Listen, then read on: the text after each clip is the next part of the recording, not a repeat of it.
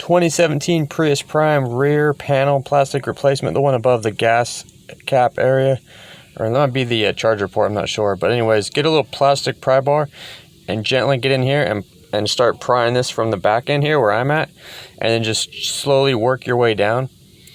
It'll slowly start to get looser and looser, and then there's like an adhesive in the middle that you're gonna have to deal with. I'll show you. So all these, it's held in by clips, and all these clips are starting to pop out. Careful not to pry on the window. Don't put any pressure on the window. And if you look in here, that white part, that's like an adhesive.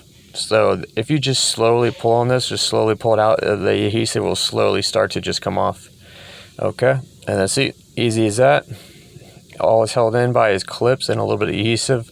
Pull the old clips out, and there's also these black little felt washers you could take off, and also clean the adhesive off, the old adhesive.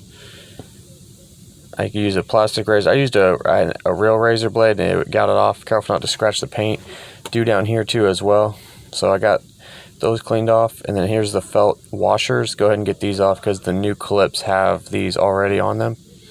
And then the corner, make sure you get that corner clip out. So here's my new one. Like I said, it comes in new clips. It has a little spot pad there where the adhesive was. Pull these off. Now once you pull these off, that adhesive is activated, so put this on the car as soon as you can, and then basically just line up the clips with the holes and pop it on. I start from the other side, and this is the end,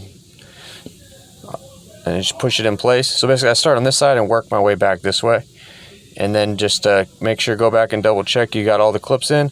I got the part number for you guys. Here it is. It's from Toyota. Thanks for watching. I'll see you next video.